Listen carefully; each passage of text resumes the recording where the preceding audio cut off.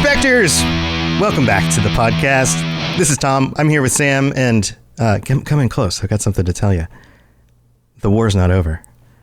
You know, the Corpos and the Krogan. Yeah, they're not done. There's more. This is the third part. Sam, we've got more to talk about. We got more war, and I'm sure this is going to be super exciting with even more complexity. And, you know, who knows? Maybe Krogan escaping death. Cantankerous Krogan versus capricious corporations. Oh, yes. Yeah. Bring back our alliteration that was going on. That one wasn't so good. I did that on the fly, but I'll think of some better ones. Right. It was a good start. It was good on the fly. But we're talking about the war again. We've still got more stuff. In fact, this may not even be the final episode about this because it just keeps going. So why don't we give them a quick little recap in case people are just tuning in for the first time? Yeah, for sure. So the last we left off, there's this cat and mouse game going on between these corporations trying to take over the Krogan world and virtual world of Garvug.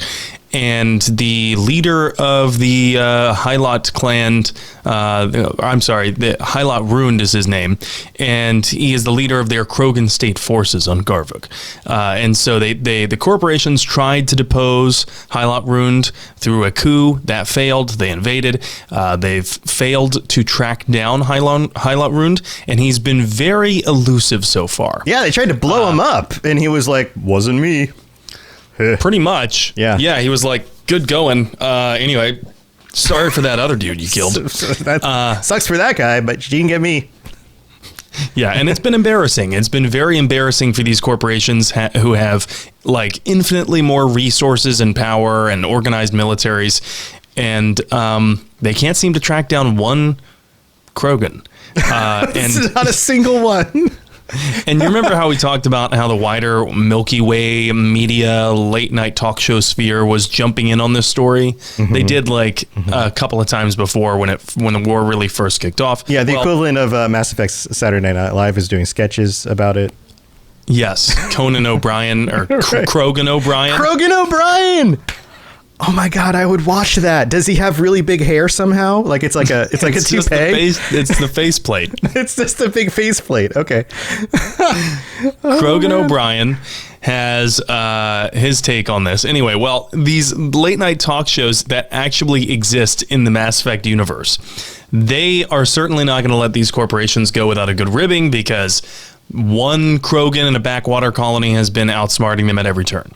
So Ruined has outwitted these corporations, and here's the first dispatch we get from Cerberus Daily News, which is how we're following along with the story. Mm-hmm. This dispatch says, late night comedians have finally found some humor in the situation on Garvug.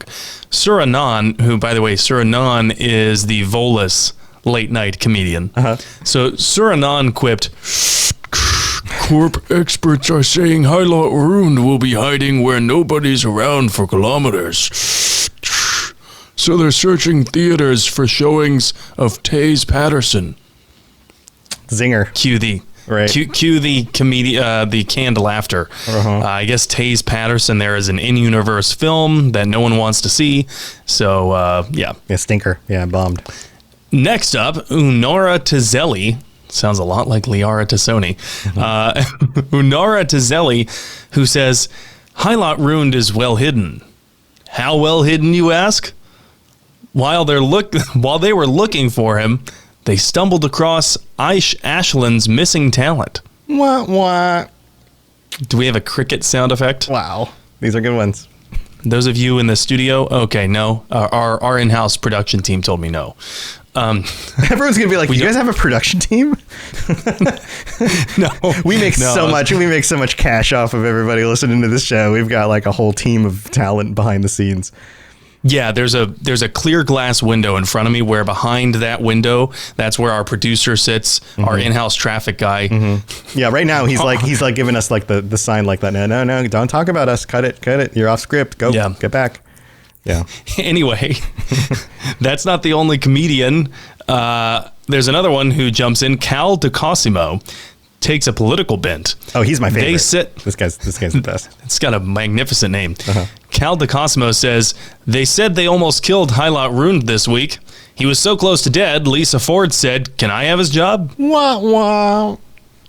And that joke right there about Lisa Ford and the President Ford are a reference to the Huerta Memorial Hospital dialogue that you can get in Mass Effect 3. There's an entire storyline that's also within Cerberus Daily News that we will cover at some point. But basically, that's a joke within a joke. So that is an in-universe joke about a separate in-universe thing that's going on that if you were really attentive, you would get. I'm sure the writers on this are all just like, oh yeah, I made another reference to another thing, but nobody's going to get it. I love the references within references here. It's really good world building. Yes. Yeah, no, absolutely. Even if people don't get it, like the fact that exists makes you go, oh, what else is there? That creation of wonder about the true extent of the depth and the cross references and those kinds of things make things feel more real. Definitely. And I think as a player, if you already get everything at first glance, there's nothing, it's kind of boring, right? Right. I like the moments where I'm like, I don't get that, and I know it's my fault. Right. And let's talk about the whole like late night comics sort of thing going on here. The fact that still happens in Mass Effect, like it makes it feel so relatable, you know? Yeah. I'm just imagining that there's like a Turian dating a human, and they're both home from work for the day, and they're getting in bed and they're watching Krogan O'Brien. Right. And right. That's how they're bond, because apparently this is like a canon practice that both humans and aliens do in the future. Yeah. They still really love late night comedy talk shows. Oh, and that they've got reality shows like The Bachelor season 427, where like, oh, it's the first time we have a Krogan on as the Bachelor. Love is Blind. Love is Blind, but it's Mass Effect. You don't know who you're talking to unless it's a Vorcha, and then you really know right away. Yeah, absolutely. These crazy pairings. But anyway, I love that we have basically all of our information about this entire war just comes from these like information dispatches that are very one-sided. Cerberus. You know where they showed up originally? It was the very menu, the start menu for Mass Effect 2. Oh, wow. In that little laptop thing, if you remember it. Yeah. There's a little laptop. Yeah, that's where they showed up. And there was varying messages that would, it was a revolving slate of messages that would show up. So that's where we have been getting them. But the wiki, the creators of the Mass Effect wiki are masterful because they compiled all of them. Yeah, they digitized them. They compiled all of them. And so we've been taking these dispatches from there. That's great. Okay, so what's the next update from the war front? So we get word that apparently there is some outside help coming into the system for the Krogan and the Vorcha. Finally. Now, this is something. Yeah. This is something we were not expecting, something they were not expecting. We thought that everybody in the galaxy pretty much wrote off helping them, but we overlooked at least one group. Here's the next dispatch we get from Cerberus Daily News. Today, corporate forces on Garvug intercepted a shipment of explosives and weapons to the rebel forces on that planet. The weapons, which included surface-to-air missiles, mortars, and small arms, allegedly come from Clan Urdnot on Tuchanka. Heck yeah. Krogan homies coming in. Yeah. There's Rex, if he was alive, right? But the interesting thing here is, number one, I wanted to point out that Cerberus Daily News is now referring to the Krogan and the Vorcha as rebel forces. Right. Yeah, right. Like, they were the ones that were attacked. Or they're not rebelled. It's not like they're going against the establishment that was already there. They're the ones defending their homeland. Yeah. Yeah. That messaging is backwards. Very, very sly framing there. But second of all, Clan Urdnot on Tuchanka. I mean, the PR game has apparently attracted enough attention across the galaxy so as to inform Rex, who at this point is the Clan Urdnot chief if he survived the Mass Effect 1. Right. If it's not Rex, I believe it's Reeve, and Reeve still steps in. So that's really cool that they would loop in these characters from within the games, right? Yeah. And make sure that they were having some kind of secondary or tertiary involvement in the war. But it totally makes sense, though, right? Somebody like Rex would see his kind being savagely attacked on their own homeworld and go, well, we have to help. I'm not passing up on a chance to kick some corpo butt. You know, like, yeah. So let's at least send some weapons in. Absolutely. But you know what? The other thing is, I wonder how much of his time with Shepard would have changed his opinion, changed his personality enough to make him want to step in. Because in the very beginning of Mass Effect 1, he was just a mercenary. He didn't care about anyone else. He was out to cover his own hump. You know, and he didn't really, you know, stick his neck out for many other people. But then come Mass Effect 2, if he's the clan chief, he has this newfound sense of responsibility. So I could totally see him doing this. Yeah, it fits the character arc. Absolutely. Yeah. But this is if the Cerberus Daily News is to be trusted at all, right?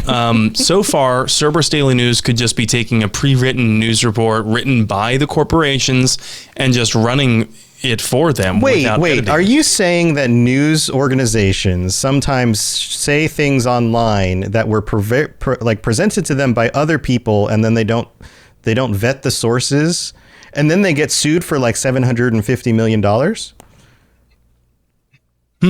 Has that ever happened before? Perhaps about voting machines? I don't know. Weird. But I also know that there's, you know, it's happened in other circumstances where certain news conglomerates will pass on to their local stations that they own things called must runs. This must run. This must air. Right. But it's not actually written by anyone locally at all, and they don't have any say in changing the verbiage of it or anything like that. And what happens is you get all these different local stations from across the country parroting talking points that were given to them from business leaders at their corporate headquarters. Yeah, years ago, there were videos that were going around where it was just like a cross-section of all the different news, like local stations, all saying exactly the same thing at exactly the same time. Like, it is a little scary. Yeah, we can thank media conglomeration for this. Right, by the absolutely. way. Yeah, this is a media problem. This isn't like anybody who's going to go, oh, you guys are being political. This is across the board. This is an across the board problem.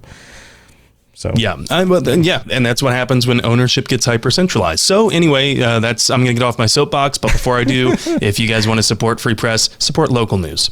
But again, this is if Cerberus Daily News is to be believed. Mm-hmm. So the reason why I'm saying this is because of what I've already mentioned here with them framing the Krogan and the Vorcha as rebel forces on quote unquote that planet. Right. It's their home planet. Right. And this is very convenient, right? That corporate forces intercepted this shipment of explosives and weapons that were going to the rebel forces, yet so they had the advanced intel on that, but they didn't have the advanced intel enough to track down one Krogan. Right. It feels like they're trying to save face, right? Like they need some positive spin going on in the news because they've been so, I don't know, incapable of doing what they're supposed to be doing. So it's like, okay, well, at least we got this win. Let's put that out there. You think that's probably what's going on? I think it's highly likely. You know, like you mentioned, like we've said before, they needed a win for their investors because their investors are getting a little bit antsy, right? They're not that these three huge, very wealthy corporations with their own armies cannot track down one Krogan. One Krogan. They have been repeatedly embarrassed by this one Krogan publicly. They needed to chalk up a win here. And how unverifiable is it for any media organization if this corporation just puts out a release? Oh, well, we intercepted this shipment of weapons that was headed to them. Right. And, oh, look at this. See, here's the shipment of weapons. Right. All they have to do is take a picture and be like, have previously set it up and be like, oh, well, there it is. Right. Yeah. Right. Exactly. So, let's continue a little bit more on this. You know, these corporations, they are very quick to send out one of their people in front of a camera. Right. Mm-hmm. So here's the next part of the dispatch. Quote, "This was a critical find," said Lieutenant Colonel Iason rigs of binary helix. It's imperative that the galaxy knows we have zero tolerance for those who aid insurgent forces, whether from the terminus or elsewhere, and we will call out those who act against us. Insurgent forces. Insurgent forces, we will call out those who act against us. Who the hell are you? Right. It also seems like they have the definition of insurgent forces backwards. You tell them. Yes. You tell them, Oreo. You tell them. My dog wanted to chime in. So down with the establishment, he says. Yeah.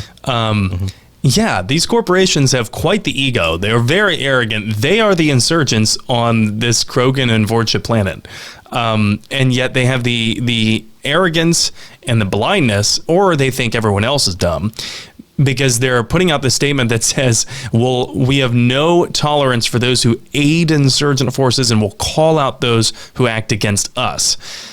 The arrogance to say this as if to suggest that your cause is righteous, even when, according to their own corporate spokespeople, it has always been about money and investments. Right. Yeah, because they're corporations. That's what it's about. It's all just the bottom line. That's it. But I'm flabbergasted, honestly, that they would have the nerve to act like they're taking the moral high ground, that no one else would be allowed to aid their enemy, when they themselves are like, yeah, we're displacing this planet of Krogan and Vorcha, and anyone that tries to help, we're gonna call you out. Right. Okay. Well, the other side of this is they clearly understand how powerful propaganda can be.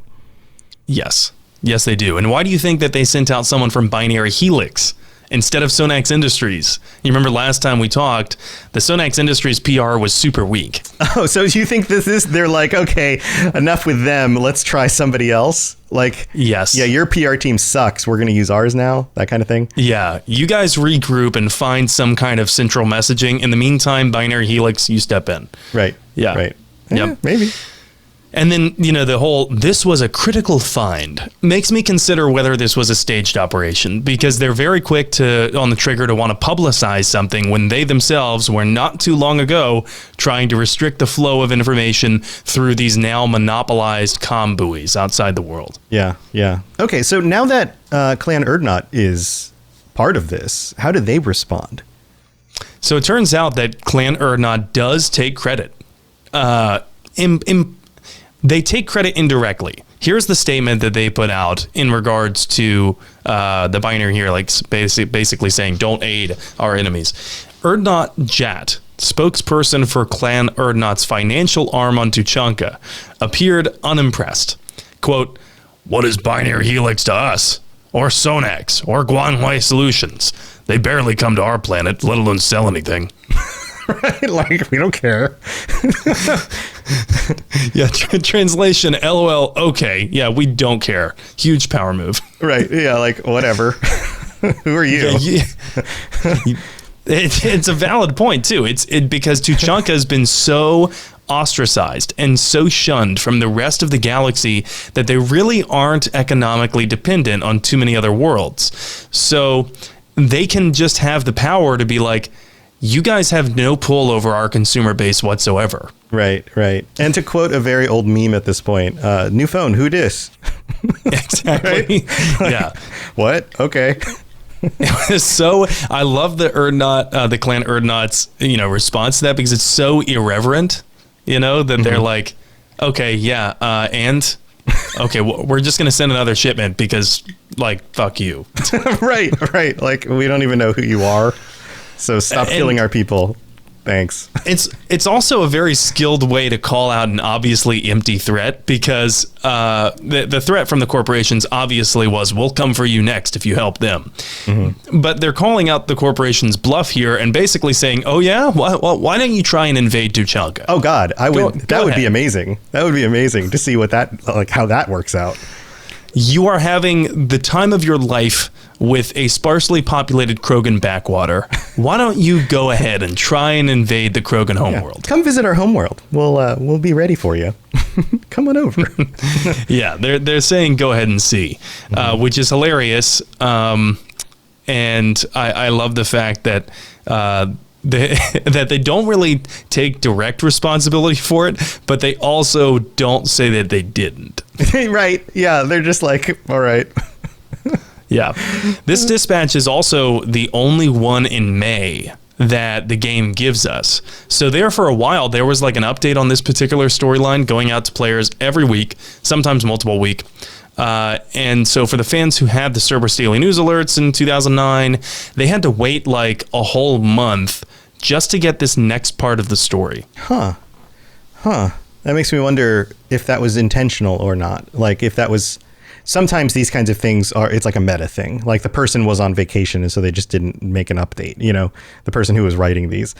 But it may have been intentional to be like, okay, things go quiet for a little while in order for new developments to happen. And then we're going to fill people in with that, But I think it is intentional, and we'll get to that a little bit later. Okay. So this whole time they've still been looking for this one Krogan, Highlot Ruined, right? Like, that they're still looking for him. That's where they're at. Yeah.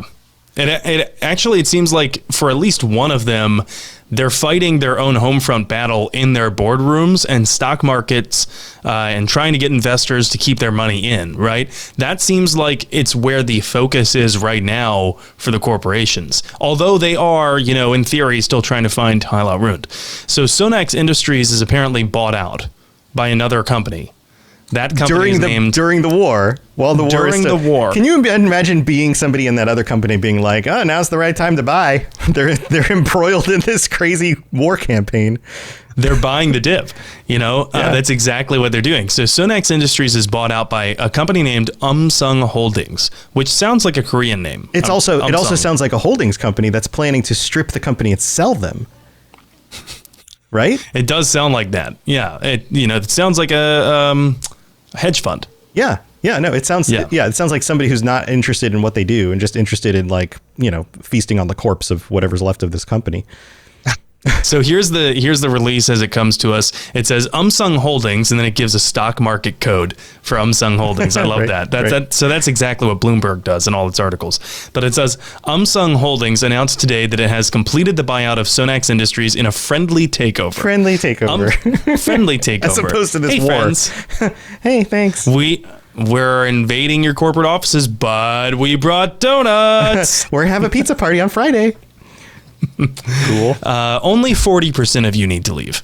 So, Umsung will provide approximately 119 billion credits in debt and equity financing for the purchase of the company and future funding commitments. Okay, 119 billion credits. That's kind of easy to be abstract and lost in meaning with Mass Effect because we don't really understand what the value of a single credit is. Sure, yeah. However, I looked this up to check comparison.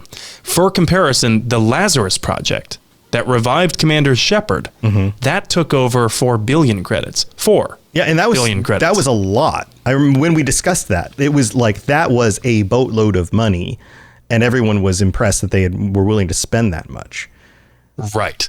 So, considering that Umsung Holdings is willing to shell out, well, let's see, that would be almost 30 times that amount. Yeah, that's a lot more.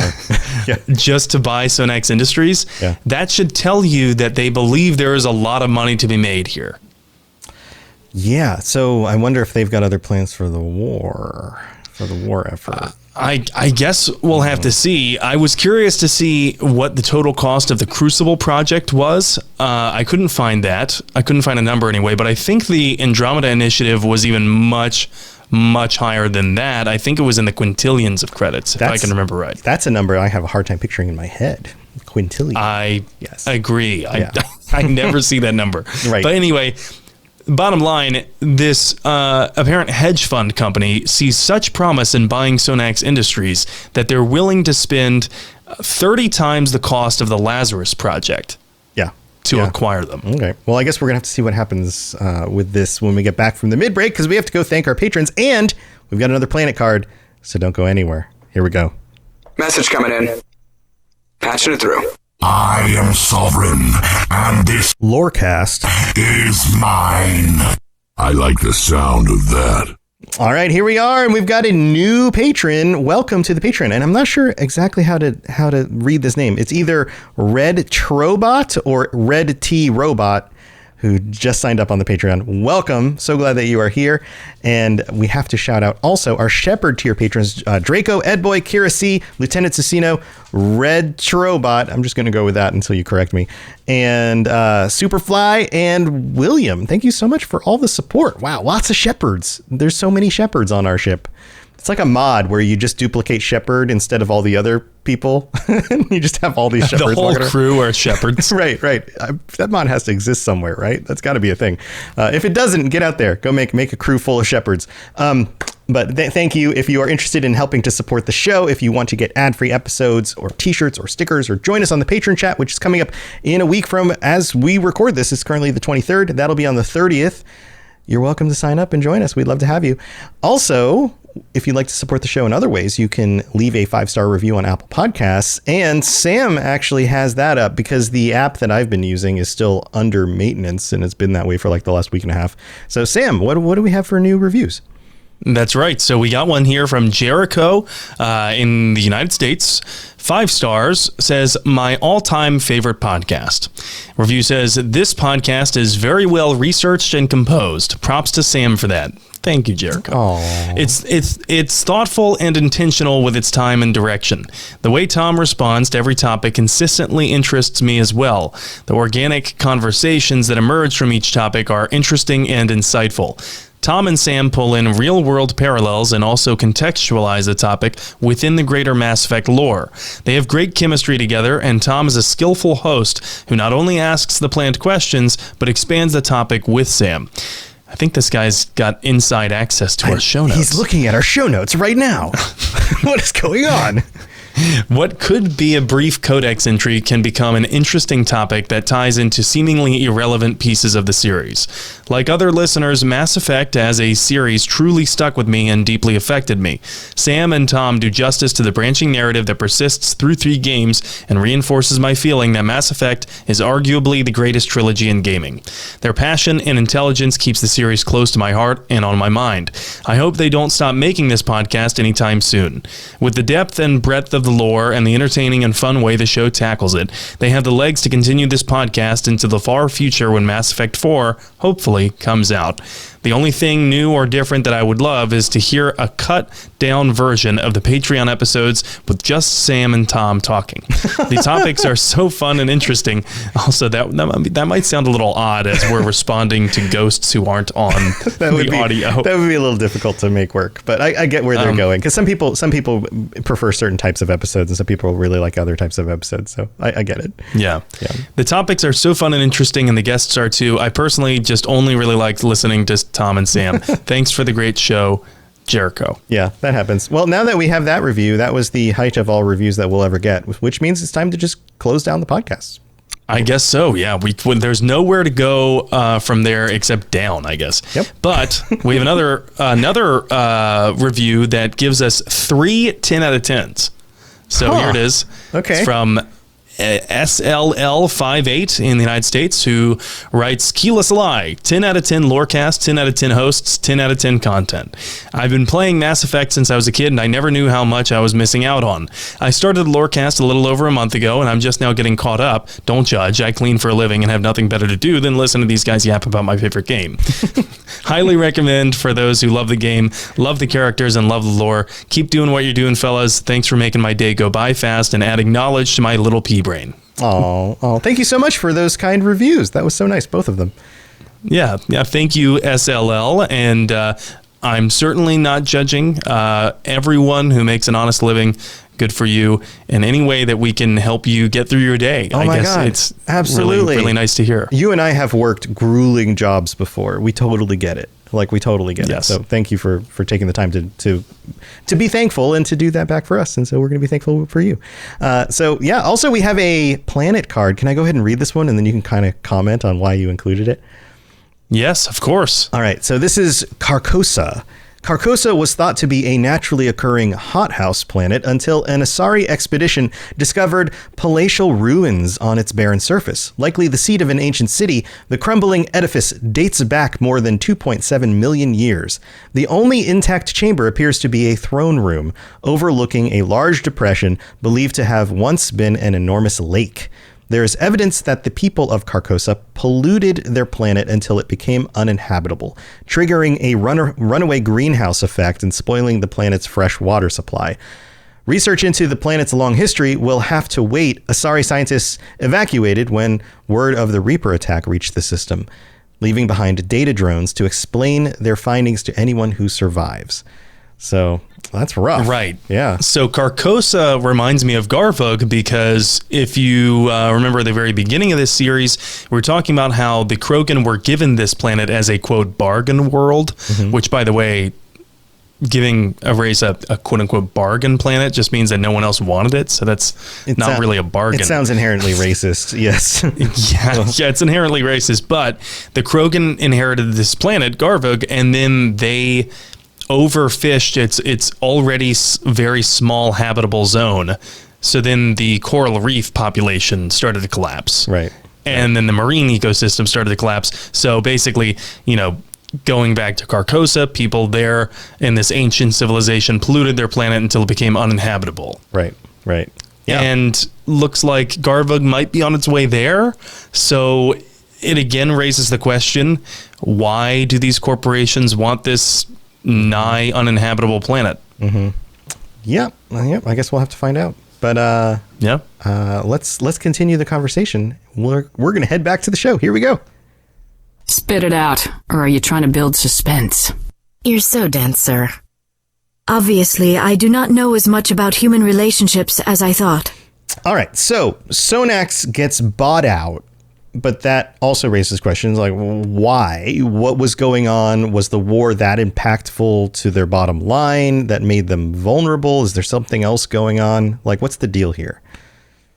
Right. It's essentially because investors had been watching every time Sonax Commander Lear Spade would go in front of the camera, give some grandstanding statement about how Hylot Ruined is going to die, but for real this time.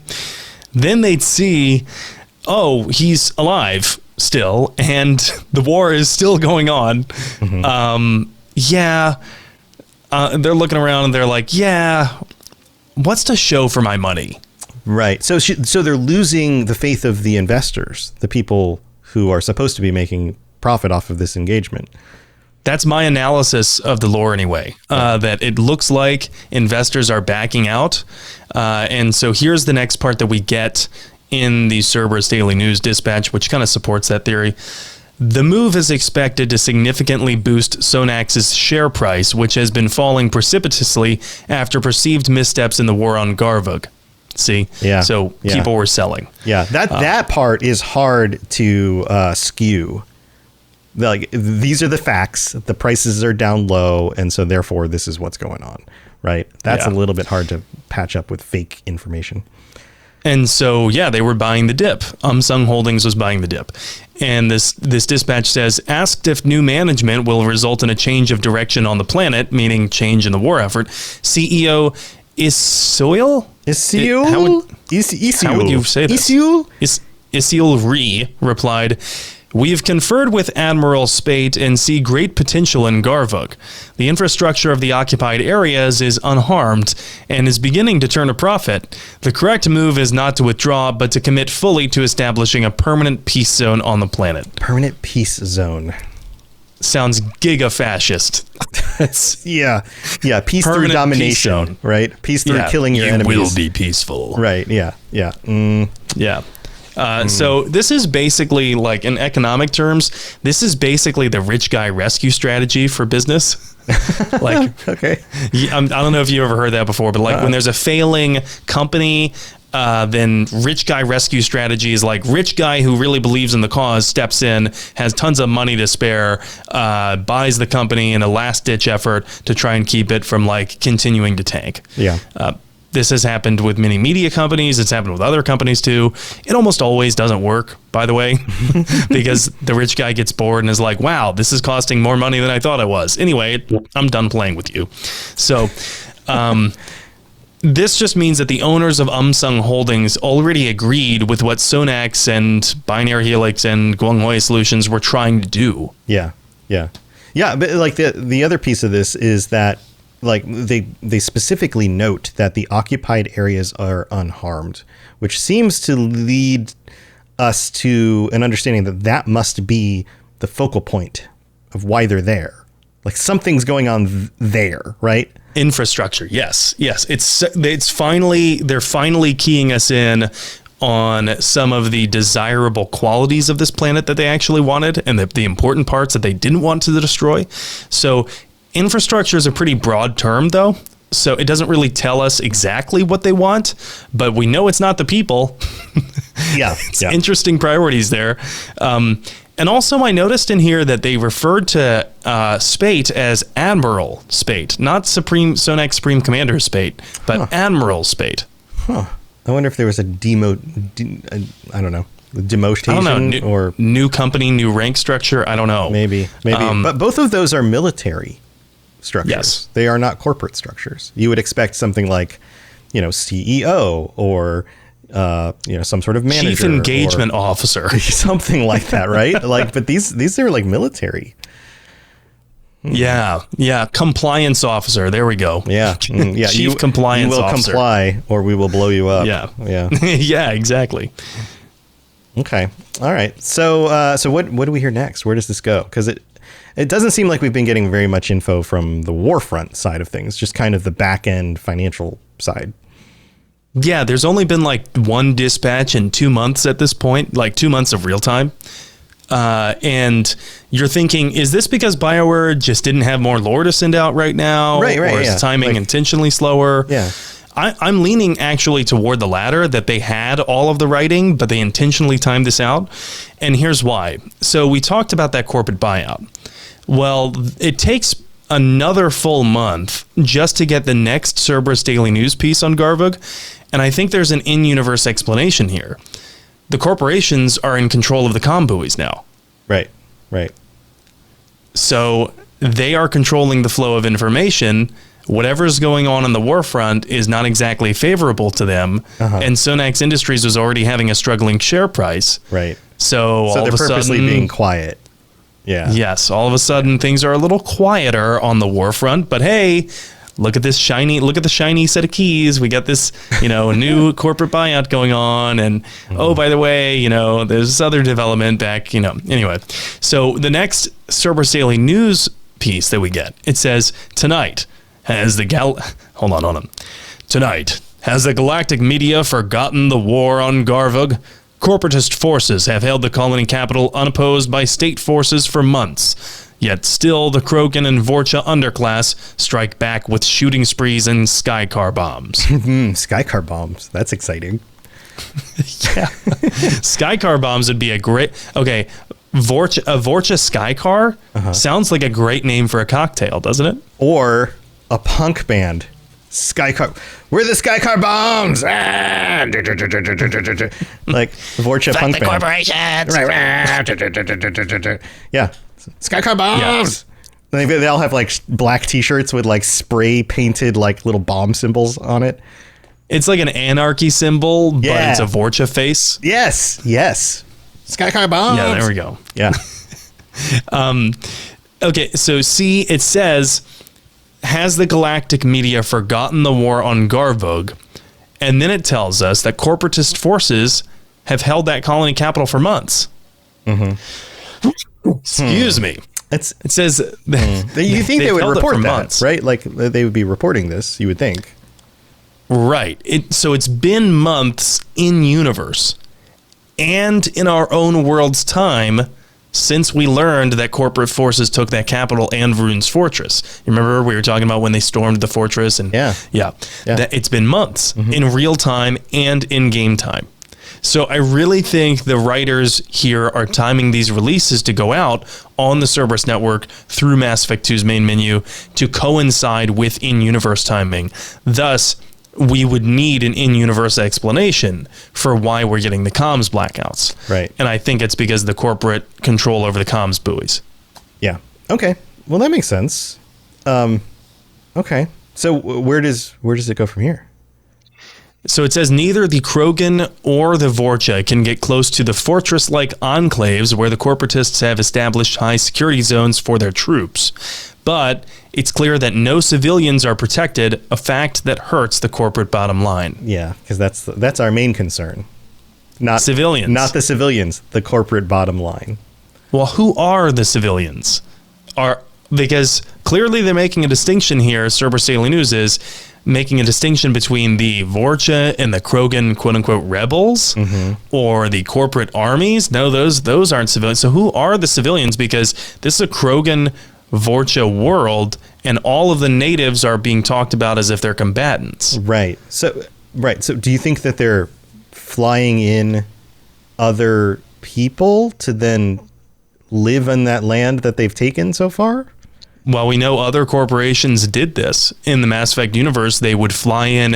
You remember we were talking about Eldfell Ashland Energy? Yeah. How they were like a one-stop shop for all of their corporate colonist needs. Right. So I really think that it might be happening. They cared about the infrastructure because they were planning on bringing in workers in civilian colonists. And if they're seeing that there are no protections for civilians, quote unquote, who wants to work for them? Who wants to sign up for that? Right. I also have a feeling that the humans that they would be shipping in are probably not super comfortable in Vorcha houses. Right? Like the infrastructure that was built there is Krogan and Vorcha. What is a Vorcha house? A dumpster? Right. Like I feel like it's like a cockroach nest or something. You know, like, oh, here's your new home. Thanks. Yeah. I can imagine that they just sleep in like boxes. Yeah. But even the Krogan are probably willing to make do with, caves and whatever else they can work together on this planet that's very sparse with any materials or whatever. And tough climate. The humans are going to need more environmental engineering to make this planet's climate more comfortable to live there long term. So if they are bringing in colonists, then no civilian protections is kind of really hard to convince people to sign up for that job and then send them there, especially if they're skilled laborers too. So no civilian protections. That's going to hurt the corporate bottom line, especially when investors get this idea that, they don't have the workforce ready and willing to go there. Right. So it doesn't, anyway, the bottom line, it doesn't sound like they're including the Krogan Vorcha natives in that inclusion of civilians. So I would have to assume it's corporate colonists. Right. Okay. So are they still hunting down Hylot Rund? I would assume so. Oh, yeah, they are. Incursions into the countryside looking for the elusive Hylot Rund have borne little fruit. That's part of the next dispatch. It says, still, Sonax Industries' Supreme Commander, Lyra Spate, is confident. Okay, so now she's the Supreme Commander again. And she says, there is a wedge between the Vorcha, who will carry out suicide attacks, and the Krogan, who will not, she says. Every day we find bodies from their infighting. Their numbers are dwindling. Ours are not. From their infighting. Yeah. That's interesting. It is interesting. So, assuming there's even still one person giving Cerberus Daily News this benefit of the doubt and thinking, okay, they're a little unbiased for being Cerberus, let's examine the language again. There's the constant giving free press and publicity to the Sonax Army point of view. Free platforming for them. Right. And the only quotes we seem to get from Hylot Rund are from his public broadcasts. Right. Which seem to get out whether Cerberus wants it to or not. So they have to at least acknowledge that it exists. So it appears Cerberus Daily News is making little or no effort at all to interview him directly, although maybe they are, and he's just smart enough to decline any interview from Cerberus. Or he's that hard to find. That could be part of it too, because he keeps escaping. So. Right, exactly. He certainly doesn't want a separate corporation's news entity knowing where he is. Right.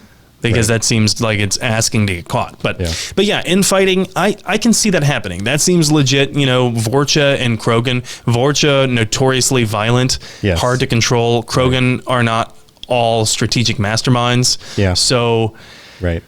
yeah, And they're proud, and so if the Vorcha, push back, they would push back against the Vorcha. Yeah, sure. Yeah, and it sounds like this is actually a pretty bad sign for these resistance fighters, Yeah. If the information's correct, if this isn't just more, propaganda garbage, like, oh, well, they're falling apart, there's infighting. Yeah, I think it could be propaganda. It could be, exaggerated, but I also feel like it's quite likely. And if it is going on, fractured resistance forces are not good. They are already outnumbered and outgunned.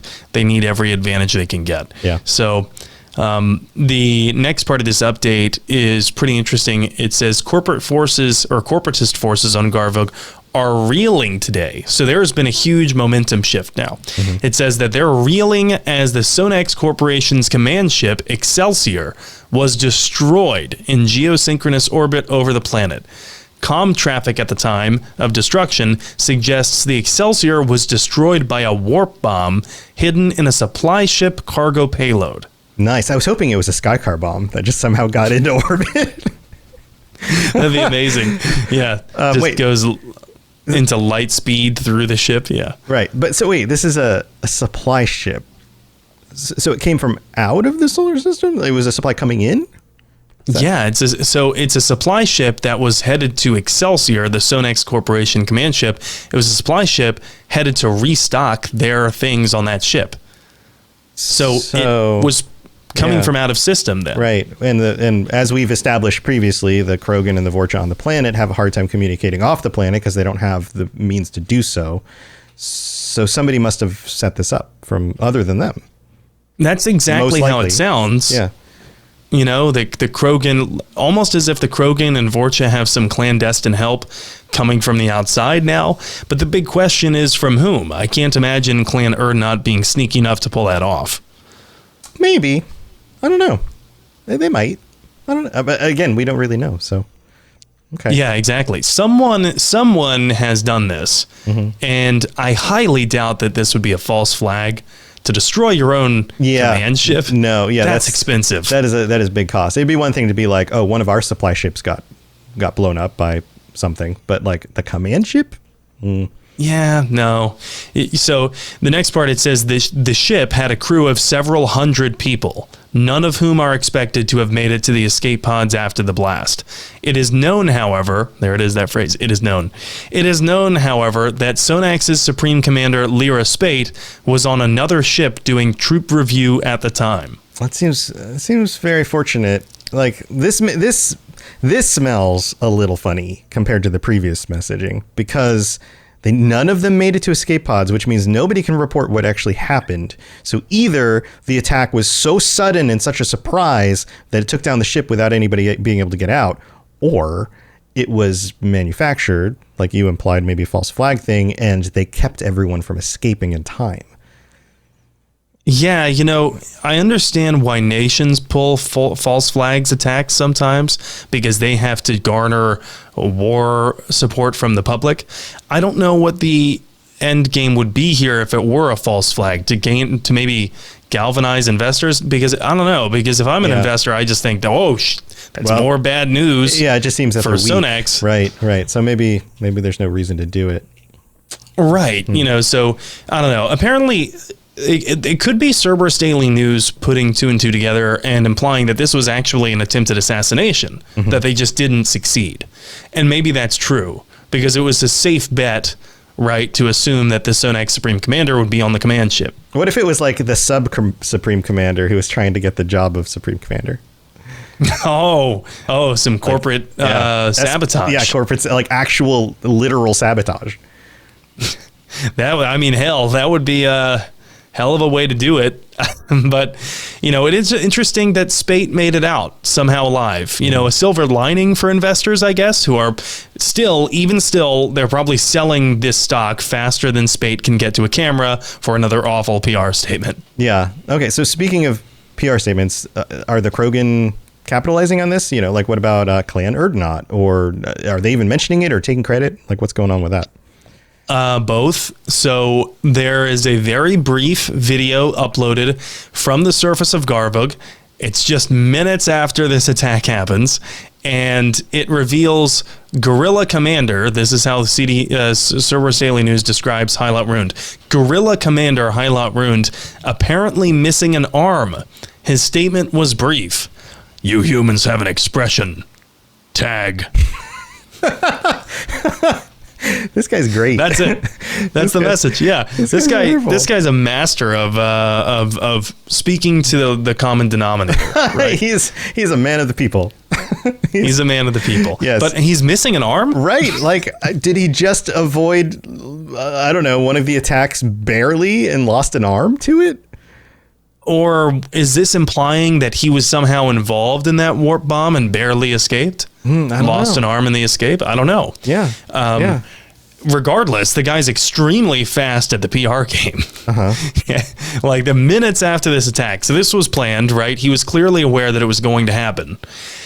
And now with this video, he's trying to scare investors. Yeah. Yeah. Well, it seems like they're kind of being pushed into a corner here. Like, time is running out on these investments for the corporations. It sounds like the Krogan are getting some sort of outside help potentially, right?